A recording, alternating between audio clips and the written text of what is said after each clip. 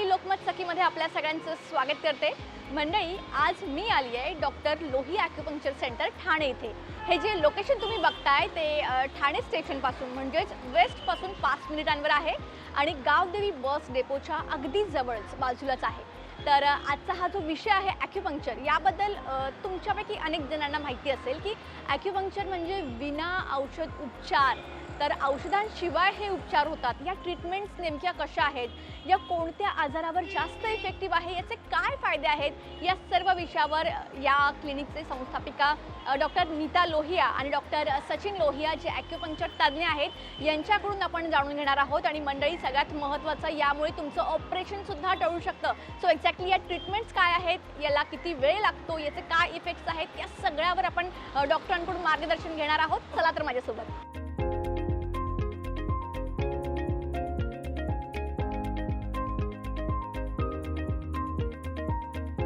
Doctor Lohia acupuncture म्हणजे वेदनारहित, विना औषध आणि विना ऑपरेशन उपचार। गेल्या 50 वर्षात 15 लाखाहून अधिक रुग्णांवर यशस्वी उपचार या ठिकाणी झाले आहेत। स्लिप डिस्क, गुडघेदुखी, संधिवात, फ्रोझन शोल्डर, टाचदुखी, पॅरालिसिस, मायग्रेन, पीसीओडी, इनफर्टिलिटी, महिलांचे विकार, मेंदूचे विकार, मुलांमधील मंदवाढ अशा 100 पेक्षा अधिक आजारांवर मुळापासून उपचार। मुंबई, दादर, ठाणे, अंधेरी, पनवेल, वाशी, पुणे, कोल्हापूर, छत्रपती संभाजीनगर, दिल्ली आणि इंदोर या ठिकाणी सेवा उपलब्ध। मणक्याच्या आजारामुळे 5 मिनिटंही उभं राहता न येणं, चालण्यात त्रास, हातापायांना मुंग्या, पाठदुखी, मानदुखी, जिने चढा उतरायला त्रास, तसंच लखव्यामुळे हातापायांची हालचाल न होणं, अशा असंख्य गंभीर तक्रारींवर डॉक्टर सचिन लोहिया यांनी ॲक्युपंक्चरच्या मदतीनं लाखो रुग्णांना पुन्हा सामान्य जीवन दिलं आहे। 2018 मध्ये प्रथम आलो होतो डॉक्टर लोहिया मोठे यातने पुरुषोत्तम। त्यांना मला त्रास होता सिव्हिअर हेडेक। माझी ट्रीटमेंट मी ऑलरेडी ज्युपिटर हॉस्पिटलमध्ये केली होती, केएममध्ये पण जाऊन आलो होतो, काही फरक पडला नव्हता।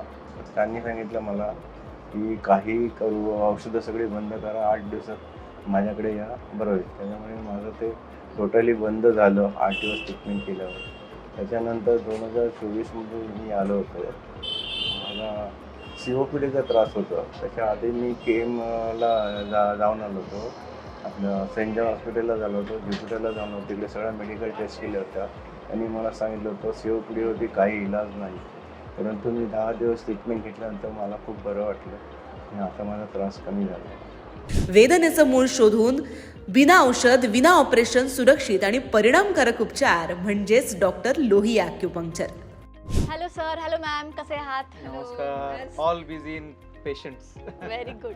तर सर, 25 वर्षांपासून तुमचा यामध्ये अनुभव आहे। तर ॲक्युपंक्चर थेरपीबद्दल बरंच काही ऐकलेलं आहे आणि त्याबद्दल पण प्रॅक्टिकल काही मला बघायला मिळेल। त्या थेरपीविषयी थोडं काही तुम्ही आम्हाला सुरुवातीला दाखवू शकाल? इन डिटेलमध्ये तर आपण चर्चा करूच। निश्चितच पुष्कळ पेशंट आहेत, आपण सर्व पाहू शकता। Doctor Neeta S Lohia, BAMS gold medalist आणि MD ॲक्युपंक्चर। मूळच्या आयुर्वेदिक डॉक्टर असून गेली 20 वर्षाहून जास्त काळ त्या फक्त ॲक्युपंक्चर उपचार करत आहेत। आंतरराष्ट्रीय परिषदांमध्ये त्यांच्या कामाला विशेष दाद मिळाली आहे। सध्या त्या पनवेल आणि वाशी येथील डॉक्टर लोहिया ॲक्युपंक्चर मध्ये मुख्य डॉक्टर म्हणून कार्यरत आहेत। तर नीता मॅम, तुमच्यापासून सुरुवात करूयात। तर सुरुवातीला प्रॅक्टिकली मला या थेरपीविषयी थोडंसं दाखवाल? हो, निश्चितच याबद्दल आपण माहिती घेऊ आणि याबद्दल विस्तृत माहिती पण मी तुम्हाला देते। ओके। तर हा आपल्याकडे स्लीप डिस्कचा पेशंट आलेला आहे। स्लीप डिस्क म्हणजे जे मानेचे जे मणके आहेत, मानेपासून कमरेपर्यंतचे जे मणके आहेत, तर या मणक्यांच्या 2 मणक्यांमधली जी गादी असते ती सरकते, ज्याला आपण स्लीप डिस्क म्हणतो। तर या पेशंटमध्ये साधारणतः पूर्ण कमरेपासून पायामध्ये पेन असतं, टिंगलिंग असतं म्हणजे मुंग्या येतात आणि सुनपणा असतो, ज्याला आपण नमनेस म्हणतो। तर या पेशंटमध्ये या 2 पॉईंट्सवरती पेन आहे आणि यांना सोबतच सर्वायकल पण आहे। तर या पॉईंटवरती पण त्यांना पेन आहे। तर या पेशंटसाठी आपण कपिंग ही प्रोसिजर करणार आहेत। तर कपिंग म्हणजे काय, तर या ठिकाणी आम्ही कप लावतो जिथे मॅक्झिमम पेन आहे त्या ठिकाणी आणि तिथून थोडंसं ब्लड आपण काढून घेतो। तर त्यामुळे पेशंटला तिथं रिलॅक्स वाटतं। तर यासाठी आपण सुरुवातीला हे जे 2 पॉईंट मार्क केलेले आहेत त्यावरती आपण कप लावूयात। या प्रकारे निगेटिव्ह व्हॅक्यूम क्रिएट करून आपण हे कप लावतो इथे.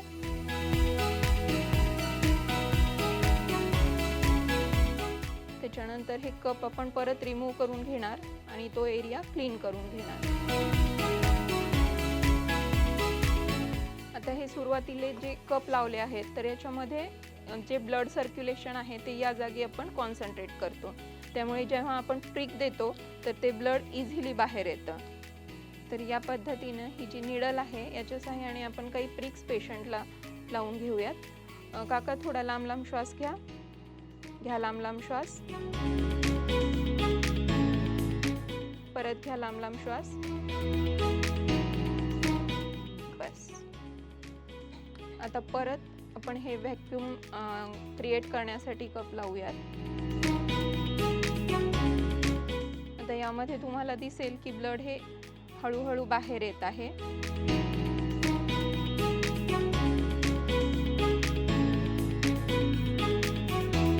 हे जे अशुद्ध रक्त किंवा साकाळलेलं रक्त जे आपण म्हणतो ते याच्यामध्ये बाहेर येतं आणि ते बाहेर जेव्हा पडतं तर पेशंटला तेथील त्या ठिकाणचं जे पेन आहे ते पेन कमी होतं.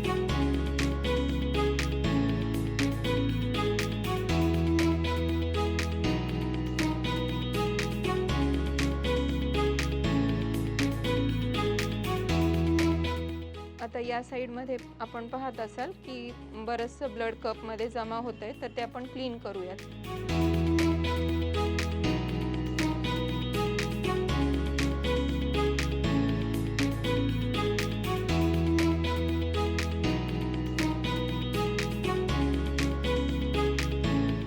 परत हे कप आपण तिथेच लावूयात. जोपर्यंत ब्लड येत आहे तोपर्यंत आपण तिथे ते कप लावूयात. बऱ्याच वेळा हे जे ब्लड आहे आत्ता जेवढं ब्लड आले त्याच्यापेक्षा पण जास्त प्रमाणात येऊ शकतं, तर घाबरायचं कारण नाही आहे. ते जे ब्लड जेवढं तिथे साकाळलेलं आहे तेवढं ते नॅचरली निघेल.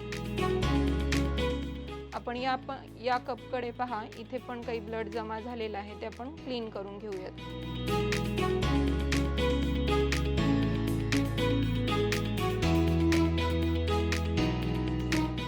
तर या पद्धतीनं हे ब्लड जोपर्यंत निघेल तोपर्यंत आपण एक कप लावूयात. साधारणतः 2 ते 3 वेळा कप लावायची गरज असते आणि त्यानंतर हे ब्लड पूर्णपणे बंद होईल आपोआप. तर मेनली ऑर्थो प्रॉब्लेम्स म्हणजे अस्थिरोगाशी निगडीत ज्या व्याधी आहेत ज्याच्यामध्ये पेन खूप असतं पेशंटला, तर त्याच्यासाठी ही प्रोसिजर आम्ही करतो. याला वेट कपिंग असं संबोधलं जातं. तर मोस्टली कंबरदुखी, मानदुखी, गुडघेदुखी, अँकल जॉईंटला पेन असेल, रिस्ट जॉईंटला पेन असेल तर त्या ठिकाणी हे आपण करतो. इवन पॅरालिसिसचे जे पेशंट असतात, काही पेशंटमध्ये स्टिफनेस असतो म्हणजे हात आणि पाय हे कडक झालेले असतात, तर अशा पेशंट्सना पण आम्ही कपिंग करतो आणि त्याचे उत्कृष्ट रिझल्ट्स आहेत. डॉक्टर सचिन पी लोहिया हे पेन फिजिशियन आणि सिनियर ॲक्युपंक्चरिस्ट असून गेली 26 वर्ष ॲक्युपंक्चर क्षेत्रात कार्यरत आहेत. देश विदेशातील अनेक प्रतिष्ठित पुरस्कारांनी त्यांना गौरवण्यात आलं आहे. स्लीप डिस्क आणि ऑटो इम्यून डिसऑर्डरवरील त्यांच्या उत्कृष्ट संशोधनासाठी त्यांना गोल्ड ऑक्स हा मानाचा पुरस्कार प्राप्त झाला आहे. ॲक्युपंक्चर अधिक लोकांपर्यंत पोहोचावं म्हणून त्यांनी 3 प्रसिद्ध पुस्तकं लिहिली आहेत. घरच्या घरी ॲक्युप्रेशर, ॲक्युपंक्चरमधील मॉडेल प्रश्नसंच भाग 1 आणि भाग 2. सध्या ते मुंबई, इंदोर, छत्रपती संभाजीनगर आणि दिल्ली इथं सेवेसाठी उपलब्ध आहेत.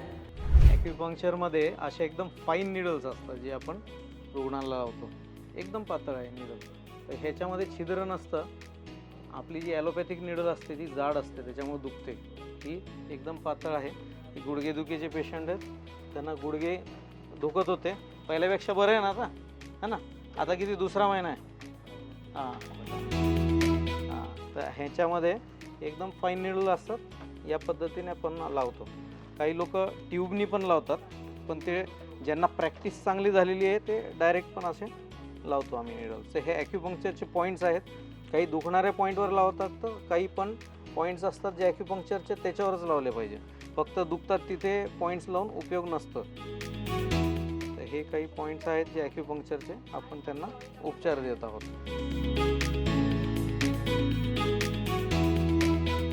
तर आपण पाहतो तसं काही सर्वच निडल्स जे असतात ते जिथं दुखतं तिथं लावायचं नसतं.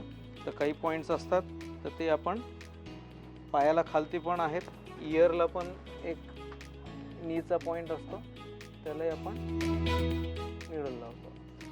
तर हे असे सगळे पॉईंटचा संच ज्यावेळेला पेशंट येतो त्यावेळेला त्याची नाडी, जीभ आणि काही लोकांना ॲक्युग्राफ नावाची एक तपासणी असते, त्याच्यामध्ये आपण सर्व चॅनल्स तपासतो.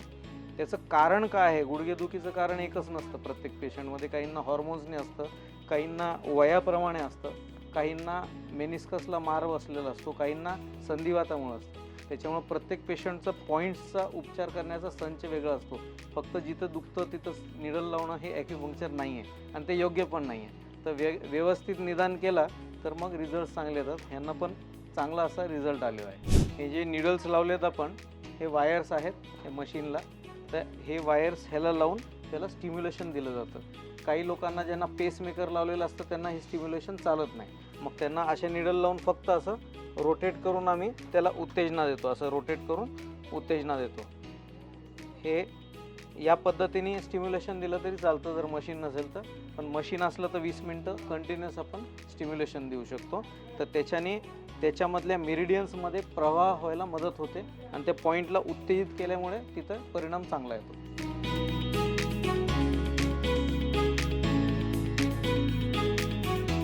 ॲक्युपंक्चरमध्ये काही पॉईंट्सला आपण लेझरने स्टिम्युलेशन देतो. डोळ्याचे पॉईंट्स असतात जवळ, किंवा काही डायबिटीजच्या पेशंटला जखम होते ती दुरुस्त होत नाही, तर त्याला पण आपण ॲक्युपंक्चर पॉईंट्सवर या लेझरने आपण स्टिम्युलेशन करतो. तर जिथे निडल्स नाही लावता येत तिथे आपण लेझर करतो. काही लोकांना सुयांची भीती वाटते तिथे पण आपल्याला लेझरचा उपयोग करता येतो. तर डोळ्याचे पेशंट ज्याच्यामध्ये दृष्टीदोष आहे विशेषतः, तर त्याच्यामध्ये डोळ्याच्या आसपासच्या पॉईंटला निडल नाही लावता येत, आपण लेझरने त्यांना स्टिम्युलेशन करतो. शिवाय जे लकव्याचे पेशंट आहेत ज्यांचं कवटीचं ऑपरेशन झालेलं असतं, बोन काढून आतमधून रक्तस्राव झालेला काढतात पण पुन्हा ते बोन बसवतात, पण तिथं आम्ही मग ॲक्युपंक्चर निडल्स नाही लावत, ते अशा पद्धतीच्या लेझरने आपण त्याला स्टिम्युलेशन करतो. तर हा क्लास 3 लेझर आहे. स्पेशली मला जसं पाहिजे कॉन्फिगरेशनमध्ये असं आम्ही ते तयार करून घेतलं, म्हणजे इफेक्टिव्ह राहायला पाहिजे. नुसतंच लाल प्रकाश असं नाही, तर त्याच्यामध्ये स्ट्रेंथ आहे. हे साधारण 950 NMची स्ट्रेंथ आहे याची, म्हणजे हा स्पेशल बल्ब आहे ज्याच्यातनं हा बीम बाहेर पडतोय. तर हे असंच जसं कानाचा पेशंट आहे, कानाचे काही पॉईंट्स आपण अशा पद्धतीने ते स्टिम्युलेट करतो कानाचे. तसंच काही लोकांना ॲलर्जीचा त्रास असतो, तर नाकामध्ये पण हा लेझर बीम असा सोडू शकतो आपण नाकामध्ये असा. तर ॲलर्जीचा तो त्रास कमी होण्यासाठी त्याचा फायदा होतो. आखे बंद करलो. हां, आणि डोळ्याचे पॉईंट जसं इथे आहे, इथं स्टिम्युलेशन केलं, डोळे बंद करूनच करावं लागतं रुग्णाला. या पद्धतीने ते डोळ्याच्या आसपासच्या पॉईंटला आम्ही स्टिम्युलेशन करतो. हे स्ट्रॉंग लेझर आहे आणि त्याचा लिमिटेड असा यूज असतो आमच्याकडे, म्हणजे फार क्वचित पेशंटला ज्यांना आवश्यक आहे त्यांनाच हा वापरला जातो. परंतु हे सगळी सामग्री आपल्या डॉक्टर लोही ॲक्युपंक्चर सेंटरमध्ये उपलब्ध असते.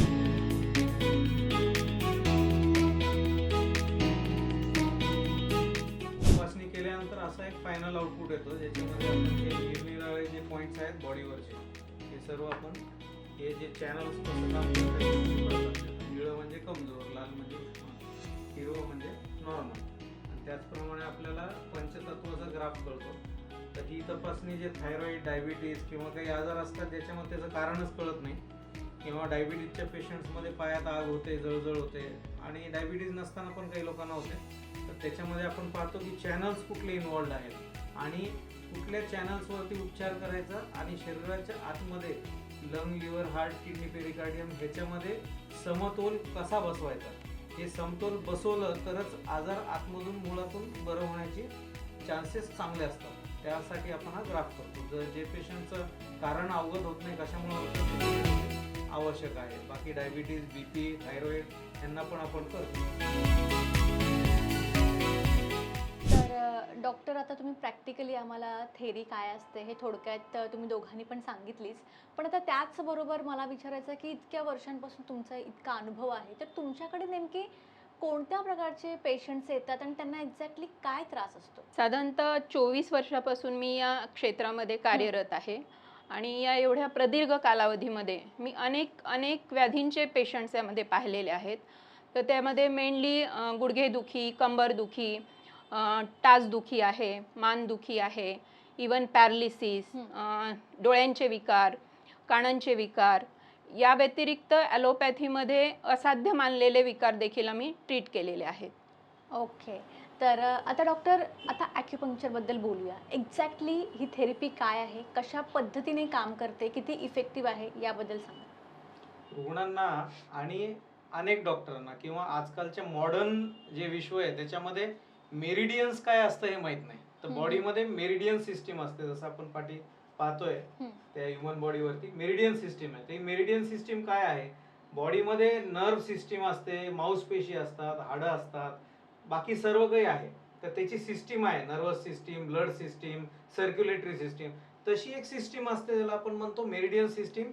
ही सुपर गव्हर्निंग सिस्टीम आहे, जे डोळ्यांना, कानाला, हाताला, पायाला सगळ्यांना कनेक्ट करते. Even liver, kidney, heart, pericardium, छोटा आतडं, मोठा आतडं, पोट सगळीकडे कनेक्ट करते. तर ॲक्युपंक्चरच्या माध्यमातून आणि त्याच्या ॲक्युपंक्चरच्या बिंदूंना एक छोट्याशा लहानग्या निडल्स लावून किंवा त्या पॉइंट्सला प्रेशर देऊन आपण त्या अवयवापर्यंत किंवा एखाद्याचा लकवा आहे हात तर त्या स्नायूला आपण उत्तेजित करण्यासाठी ते वापरू शकतो. ह्याच्यामध्ये अतिशय सुंदर आहे की आपण डायरेक्ट त्या अवयवाला आपण उपचार देऊ शकतो. फक्त ह्याच्यामध्ये डायग्नोसिस फार इम्पॉर्टंट आहे, ते आपण जाणूया.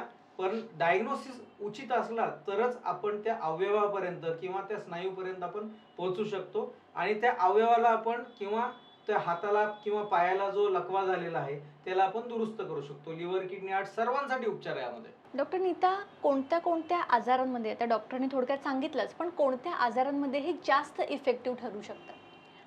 आमच्या प्रॅक्टिसमध्ये आम्ही जसं पाहिलं आहे की ॲक्युपंक्चर हे मोस्टली पेन आणि पॅरालिसिस यासाठी खरंच खूप उपयुक्त आहे. ओके. नियर अबाउट आमच्या क्लिनिकमध्ये 60 to 70% पेशंट हे पेन आणि पॅरालिसिसचे असतात. याच्यामध्ये आम्ही नॅचरली पेशंटना बरं करतो विदाऊट मेडिसिन. त्यामुळे मोस्टली हे पेशंट आमच्याकडे येतात आणि त्यांच्यावरती रिझल्ट्स पण खूप छान पाहायला मिळतात आम्हाला.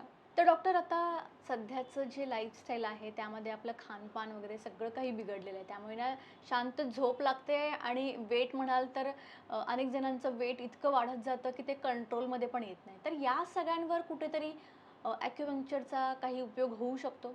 ॲक्युपंक्चर हे बॉडीमध्ये जे न्यूरो ट्रान्समीटर असतात सेरोटोनिन्स त्याला इम्प्रूव्ह करण्यासाठी फार चांगलं काम करतं. हे शास्त्रीय म्हणजे एक्सपेरिमेंट आणि जे सायंटिफिक अप्रोच आहे त्याच्यामध्ये प्रूव्ह झालेलं आहे. त्याच्यामुळे शांत झोप लागणे, ज्यांना झोप येत नाही अनेक वर्षांपासून त्यांना पण फायदेशीर आहे. ज्यांच्यात हॉर्मोनल इम्बॅलन्सेस आहेत, थायरॉइड आहे, PCOD आहे, हे सगळे आताचे जे लाईफस्टाईल आहे त्याला आपण लाईफस्टाईल डिसऑर्डर्स म्हणू. त्याच्यामध्ये मग हायपरटेन्शन झालं, डायबिटीज झालं, सर्वांवर उपयुक्त आहे ॲक्युपंक्चर. त्याचं कारण आता मी म्हटल्याप्रमाणे की आपण आजाराच्या मुळाशी जातो. आम्ही रुग्ण येतो त्यावेळेला काय करतो, त्याची नाडी पाहतो, त्याची जीभ पाहतो आणि काही पेशंट्सला आता एक ॲक्युग्राफ नावाची तपासणी असते ज्याच्यामध्ये आपण बॉडीमध्ये जी मेरिडियन सिस्टीम आहे जे आपण त्याच्यावर पाहतोय त्या सगळ्या मेरिडियन्स जे 12 महत्वाचे आहेत त्याचे आपण रिडिंग घेतो. त्याप्रमाणे आपल्याला कळतं की या शरीरामध्ये बिघाड काय आहे. उदाहरणार्थ डायबिटीजची केस आहे तर ह्याच्यामध्ये लिव्हर एनर्जी डाऊन असल्याने प्रॉब्लेम आहे का हीट वाढल्याने प्रॉब्लेम आहे, स्वादुपिंड कमजोर का झाला ह्याच्यामध्ये आम्हाला ते लक्षात येतं. मोठ्या आतड्यात उष्णता आहे का, त्याच्यामुळे झालाय का, छोट्या आतड्यातनं आहे का, रक्तात उष्णता आहे का. म्हणजे आपण असं पाहिलं मॉडर्न मेडिसिनने तर डायबिटीज म्हणजे एकच, इन्सुलिन कमी झालं, पण त्याचं कारण पर्यंत जात नाही ना. आपण टेम्पररी औषध देऊन त्याला दाबत असतो. पण ॲक्युपंक्चरने आपल्याला कारण अवगत होतं आणि जसं डायबिटीज आहे त्याला कंट्रोल करण्यासाठी उपचार देता येतो किंवा डायबिटीजने काही अवयव कमजोर होत असतील तर त्याच्यावर उपचार देता येतो. हायपरटेन्शन त्याचं कारणच अवगत नाही आहे. 90% मोर हायपरटेन्शनच्या केसेसला आपण म्हणतो की इनक्युरेबल आणि डायबिटीज इनक्युरेबल. आपण हे म्हणत नाही ॲक्युपंक्चरने की सगळंच क्युअर करतो, पण ह्याला कंट्रोल करण्यासाठी कुठं ना कुठंही नॅचरल चांगली मेकॅनिझम आहे. शिवाय जसं हायपरटेन्शन आहे किडनीवर लोड वाढतो, हार्टवर लोड वाढतो, तर त्याला सेफ्टी ठेवण्यासाठी ॲक्युपंक्चर चांगलं काम करेल. डायबिटीजमध्ये पण तुमचे अवयव सेफ ठेवण्यासाठी चांगली काम करते. थायरॉइड कंट्रोल करण्यासाठी, वजन कमी करण्यासाठी, ओव्हरीज बरोबर काम करत नसतील तर त्याला ओव्ह्युलेशन चांगलं आणण्यासाठी, म्हणजे हे सगळे लाईफस्टाईल डिसऑर्डर्स चांगलं करतं. तसंच आपण लाईफस्टाईलमध्ये अस्थिरोग पाहतो. मान दुखते, कंबर दुखते, तासन तास बसून त्या मांसपेशींमध्ये, मणक्याच्या बाजूच्या मांसपेशींमध्ये कमजोरी येते आणि झीज लवकर सुरू होते. आणि अकाळी झीज असल्याने कोणाला स्पॉन्डिलोसिस होतं, कोणाला स्लीप डिस्क होतं. हे पण लाईफस्टाईल डिसऑर्डर आहे आणि ह्याच्यामध्ये तर एक्सलंट रिझल्ट आहेत. अगदी 10 दिवसाच्या उपचारामध्ये या सर्व डिसिजेसमध्ये अनेक लोकांना, मोर दॅन 90% लोकांना उत्कृष्ट असा रिझल्ट येतो. आणि रिझल्ट चांगलं सुरुवात झाल्याने ते पुढे थोडी लेंदी असते ट्रीटमेंट, पण पुढे चालू ठेवतात. शेवटी त्यांना एक ट्रेलर आम्ही दाखवून देतो की हे रिझल्ट चांगला येतोय. त्याच्यानंतर मग रुग्णांना लक्षात येतं की हे औषध न घेता बरं झालंय, म्हणजे नॅचरली बरं वाटतंय. तर हे फार महत्वाचं ठरतं पुढे. अगदीच. आणि ज्या पद्धतीने तुम्ही आता सांगितलं, तर 90% पेक्षा जास्त आजार जे आहेत त्याच्यावर हे फायदेशीर आहेच असं मला वाटतंय. सगळे A to Z डिसऑर्डर्सवर ॲक्युपंक्चर काम करतं. मॅडमनी जसं सांगितलं, पेन आणि पॅरालिसिस हे आमच्याकडे 60-70% आहे. परंतु acidity, allergy, IBS, irritable bowel syndrome, multiple sclerosis, ज्याच्यामध्ये हातपाय कमजोर होतात, लघवीचा कंट्रोल जातो. त्याच्यानंतर पॅरालिसिसचे केसेस, अर्ध्या साईडला दोन्ही पाय ऍक्सिडेंटने जातात. ऍक्सिडेंटमध्ये मानेला मार बसला तर दोन्ही हात दोन्ही पाय जातात. डोळ्याचे, आता नेत्रविकार, ज्याला दृष्टी कमी झालेली त्याला डायरेक्ट सांगण्यात येतं की हे बरं होणार नाही. ज्याला कर्णबधिरता आली त्याला सांगण्यात येतं की हे बरं होणार नाही. शेवटी कानाची मशीन आणि दुसरं काही करता येत नाही. तर ॲक्युपंक्चर कमी वयामध्ये जर तुम्हाला असेल झालेलं नेत्रविकार किंवा कर्णबधिरपणा, तर त्याच्यामध्ये एक्सलंट रिझल्ट येतात. कोणाला कानामध्ये शिट्टी वाजते त्याला पण एक्सलंट रिझल्ट येतात. फक्त एकच मी सांगेल की रुग्णांना लवकरात लवकर यावं लागतं इनिशिएट हा, स्टेजला. कारण की जर तुम्ही उशीर केला तर कुठल्याही मेंदूची स्नायू असो किंवा मग किडनीची असो किंवा हार्टची असो, ती कमकुवत पडते.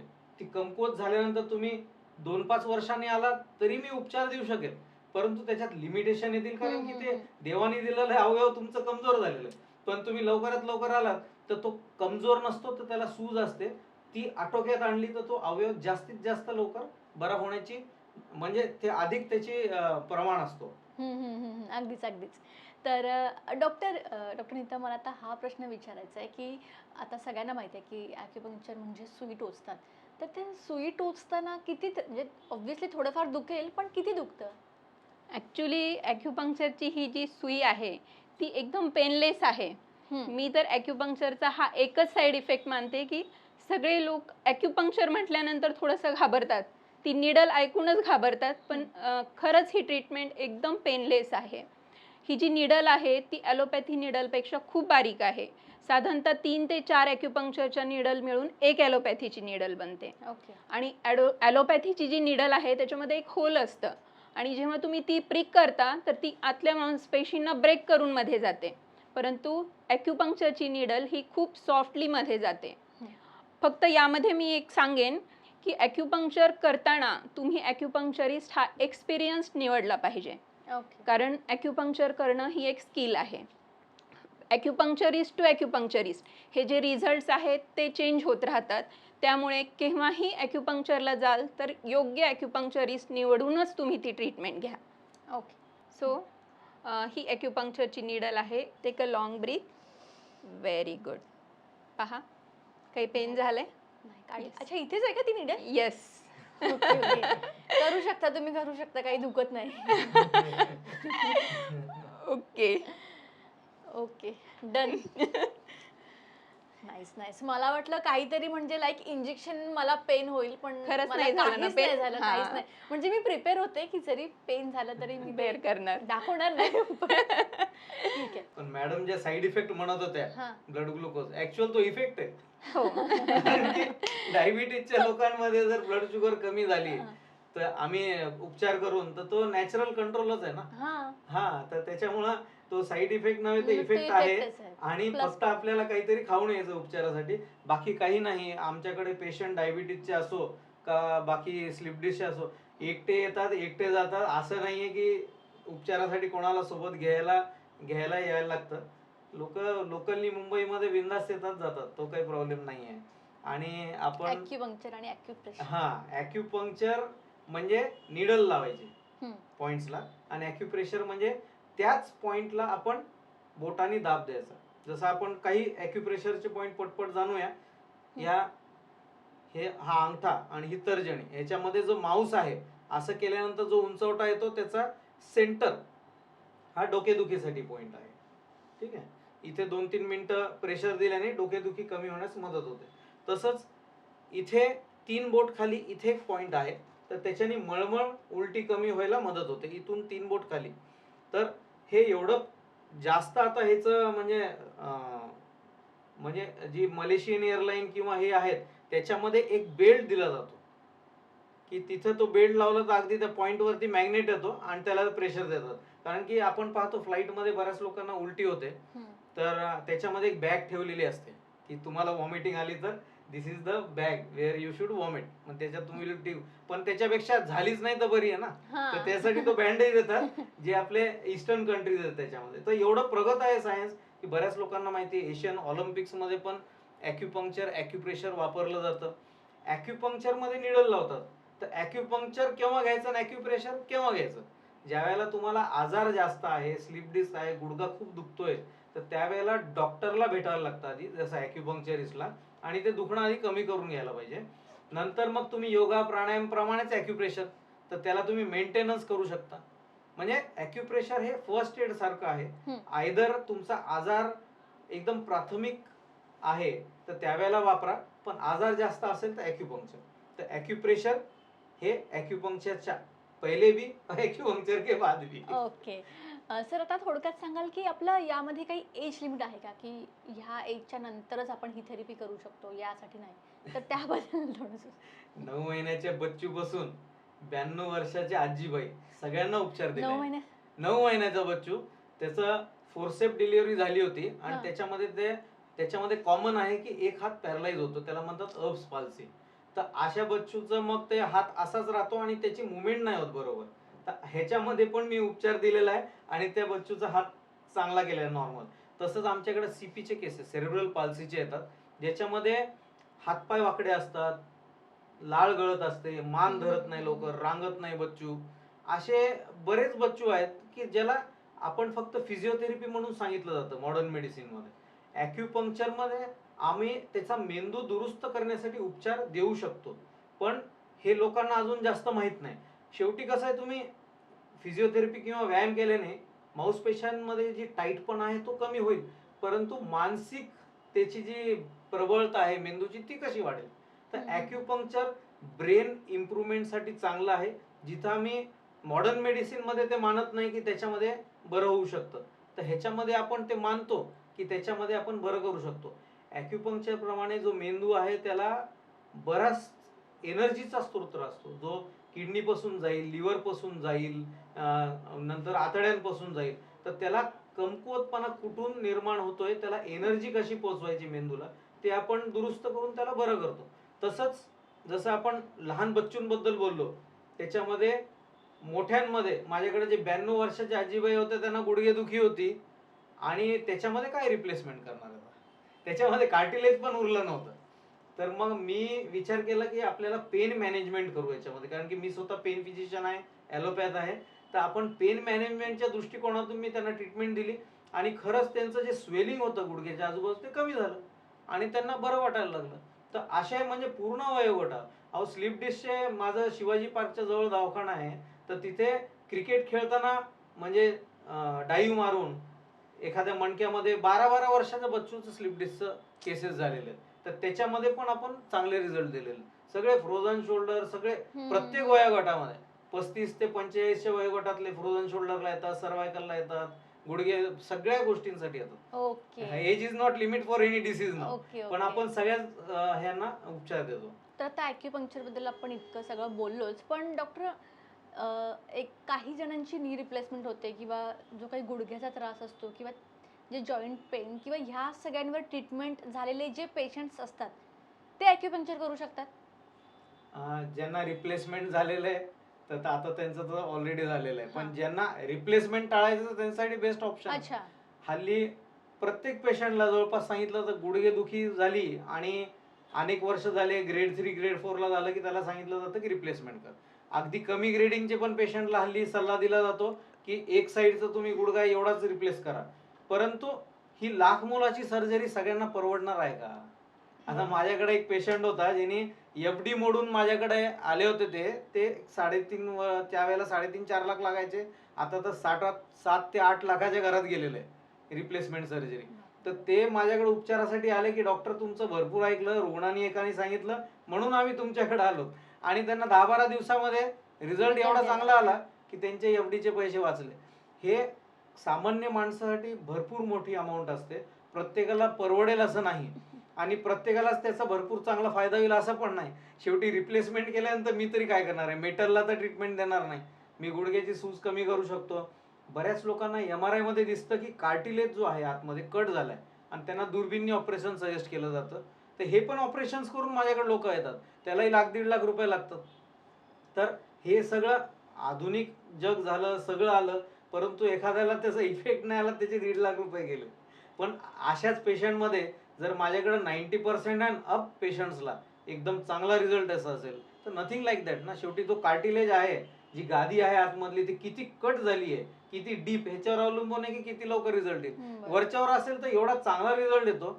असे एकूण एक अनुभव आमच्या युट्यूबला तुम्हाला बघायला भेटतील की लोक म्हणतात रिप्लेसमेंट मला सांगितलं आणि टळलं कसं.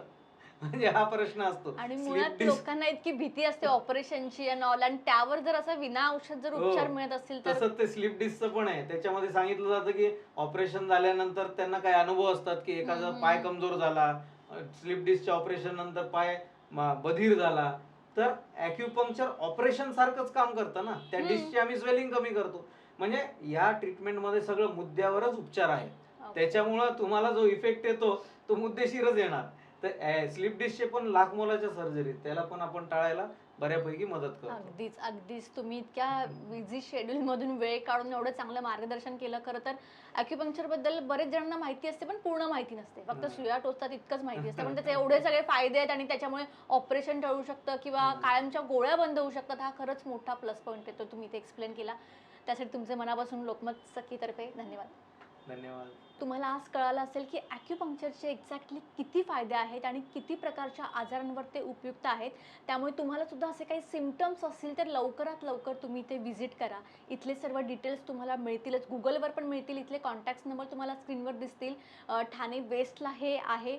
त्याचबरोबर जे काही डिटेलमध्ये तुम्हाला काही ब्रीफिंग ॲड्रेस संदर्भात काही डाऊट्स असतील तर ते तुम्हाला गुगलवर सुद्धा मिळून जातील. तुम्ही हा व्हिडिओ शेवटपर्यंत पाहिला त्यासाठी धन्यवाद. व्हिडिओ आवडला असेल तर लाईक करा, शेअर करा आणि सबस्क्राईब करायला विसरू नका.